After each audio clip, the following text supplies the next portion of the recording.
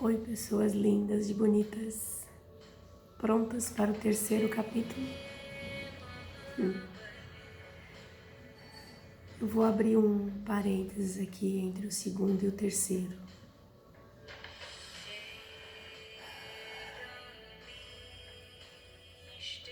Tudo quando aconteceu, teve sim muita agonia, muita preocupação, ansiedade, medos. Hoje, eu li ali para vocês, eu leio para vocês, dou risada, me emociono, mas na época, quando tudo aconteceu, teve sim muito medo, teve sim muitas ansiedades e angústias. Só que a fé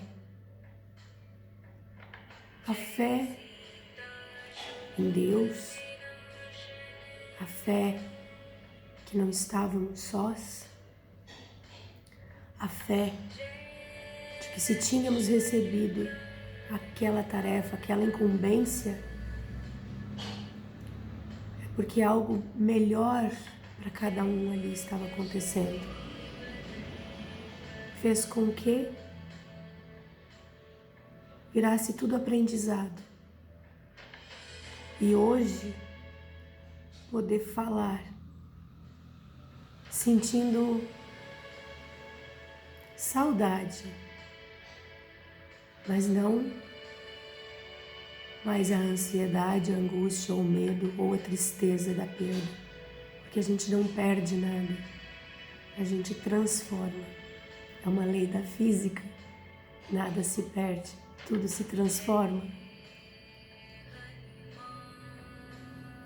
Então essa fé de que algo melhor sempre está para acontecer, ou algo melhor aquilo está me trazendo, fez com que eu passasse, porque o livro fala muito do meu ponto de vista diante de tudo que eu vivi e o que ele me trouxe, né? Então essa fé de que aquela dor não era em vão, aquela angústia não era em vão. E depois fui perceber de que a maior angústia, a maior ansiedade, o maior medo era porque eu queria fazer melhor. Eu queria me superar. E isso não existe no sentido de perfeição, mas sim de superação. Então é só para deixar claro para vocês que hoje eu leio essa história, eu lembro de como foi, isso aumenta a minha fé de que sim, não é ruim, é remédio. Aprendi com isso a cuidar melhor do meu corpo, da minha mente, do meu espírito. E bora lá continuar com as nossas aventuras. Do capítulo 2 para o capítulo 3, eu vou dar um salto quântico de 6 anos. Nesse período, o Lucas passou por febres, por convulsões pequenas, que a gente resolvia em casa mesmo. Então, esses 6 anos, que vai parecer um limbo, que não existiu, sim, ele existiu. Ele existiu com muito aprendizado do que é uma infecção urinária, do que é uma parada cardiorrespiratória, do que é uma broncopneumonia, do que é uma convulsão, do que é um serzinho que não consegue mastigar, ter que ser estimulado, algo que seria, né, básico no ser humano. Então tudo isso aconteceu nesses 6 anos que a gente vai dar esse pulo para o acontecimento de agora, tá? Então vamos lá? Quando um belo dia, Lucas já estava com 6 anos, nos vem a linda notícia de uma nova gravidez. Felicidade, medo, alegria, tudo se passava em minha cabeça, que girava e só perguntava: mais um bebê? Como eu vou fazer isso? Eu não sei como fazer. Não sou capaz. E se acontecer de novo? Vou prejudicar mais um bebê? Meus amigos, essas são as besteiras que se passa na cabeça da gente quando não conseguimos ou que fomos os culpados por um desastre mundial. A vida que percebeu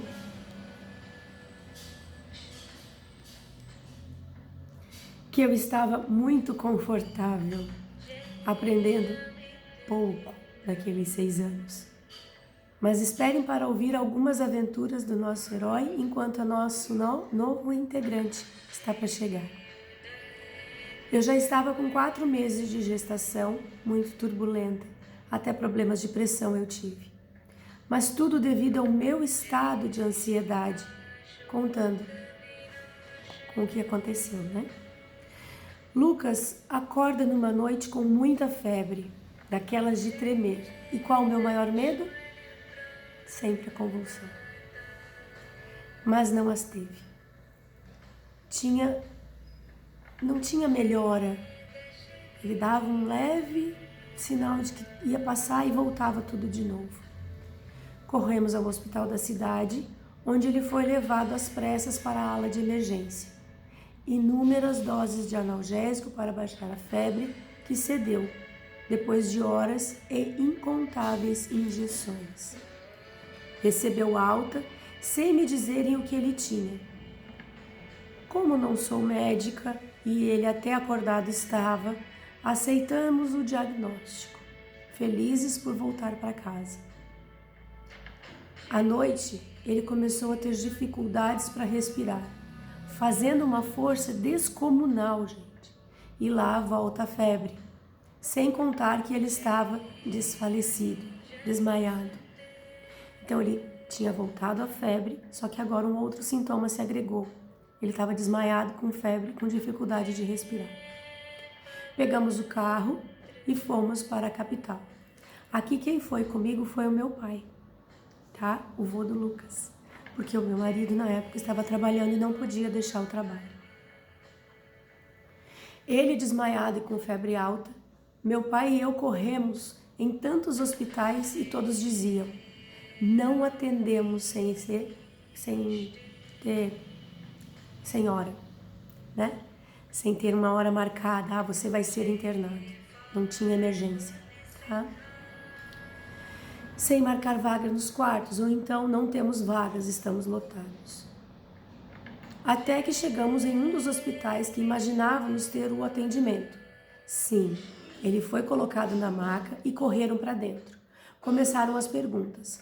Quando um senhor, de cara de chefe, entra na sala e pergunta: quem autorizou a internação desta criança?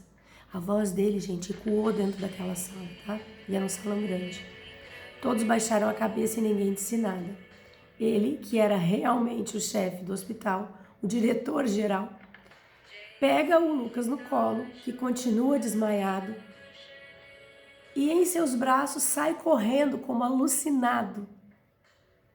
Onde só me lembro de eu ir atrás dele correndo e ver o seu jaleco voar. Gente, isso foi real. O diretor do hospital que nós estávamos pegou o Lucas no colo, pegou ele no colo assim e saiu correndo porta fora. E eu correndo atrás dele e o meu pai atrás. Parecia corrida maluca. E eu só vi o jaleco do homem balançar. Eu só tinha que ele tá levando o guri. O homem corria tanto pelas ruas que parecia estar em transe, ou melhor, parecia o Papaléguas. Eu e meu pai atrás, a legítima corrida maluca, tá? Quando o médico entrou numa clínica, foi entrando e aos gritos chamou pelo nome a responsável pelo local. Esta veio na mesma pressa e entendeu o que se passava sem precisar dizermos nada. Agradeci o médico que veio em minha em minha direção com muita vergonha. Imaginem vocês.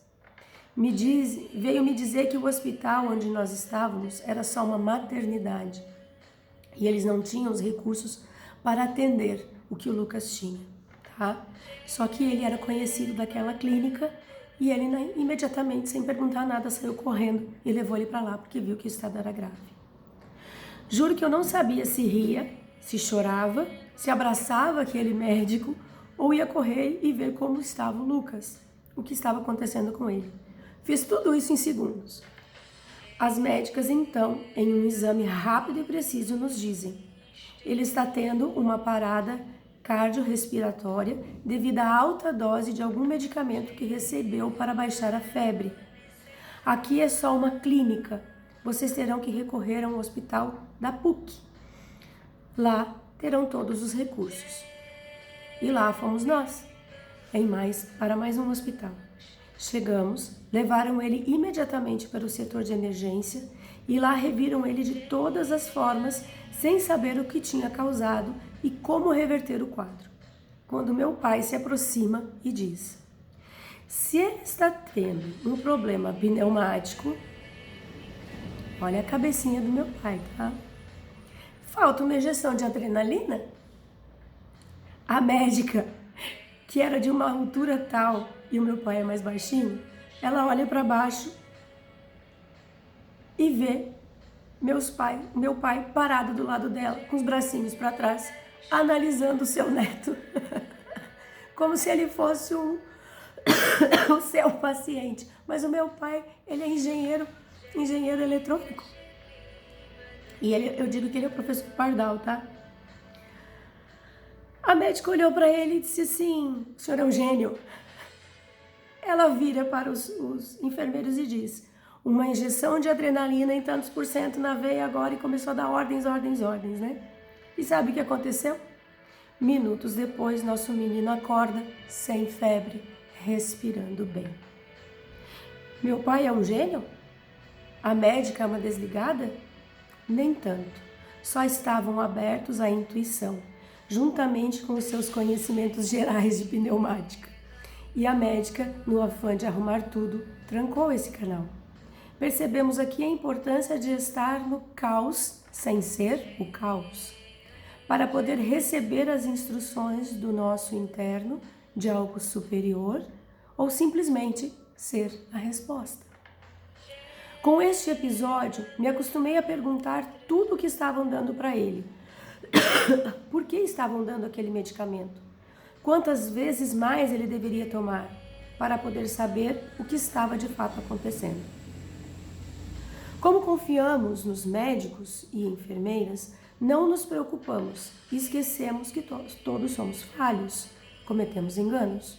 E não seria diferente em um hospital, ainda mais com tanta gente a reclamar, brigar e sofrer, sem contar com cansativos plantões.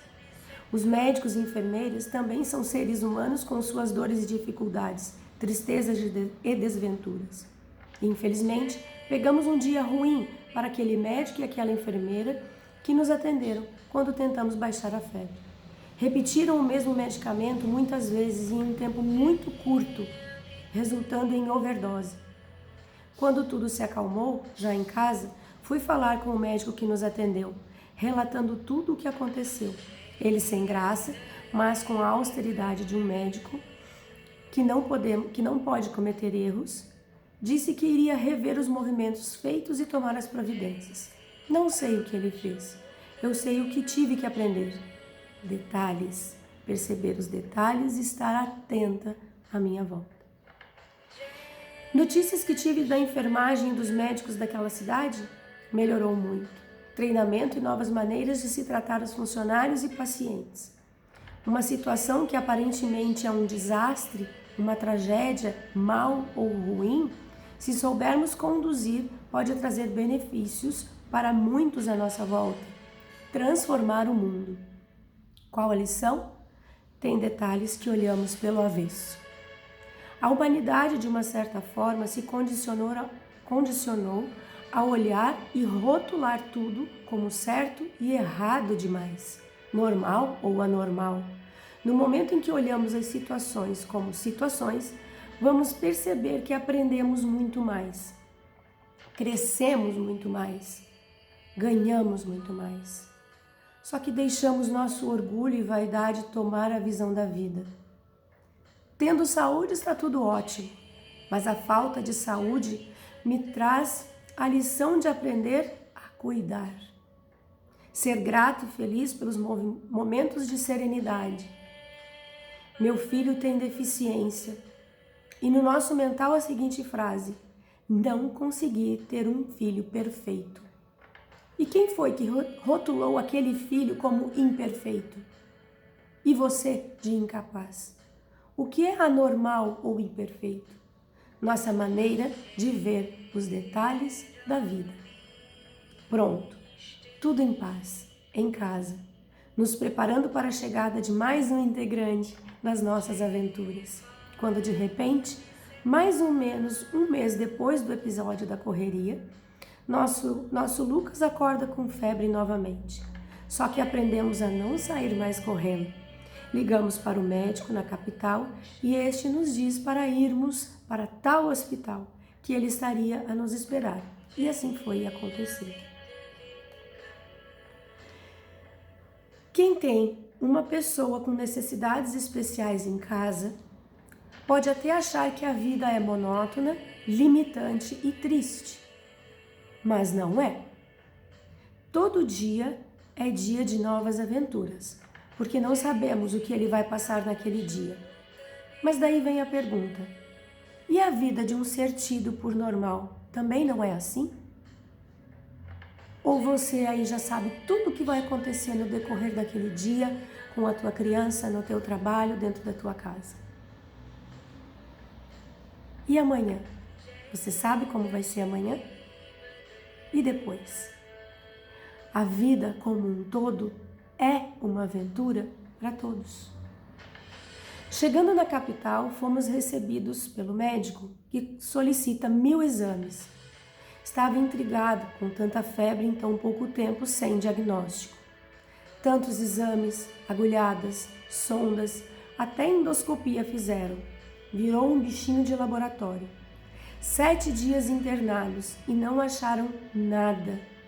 O motivo da febre ficou por broncopneumonia, pois a única coisa que encontraram foi uma leve lesão no pulmão direito. Mas cá entre nós, nem dava para ver. Só que sempre queremos um porquê e levamos este. Este momento foi a primeira vez que eu vi o Lucas de fato chorar. Chorar de lágrima, mas não chorar descabeladamente, não.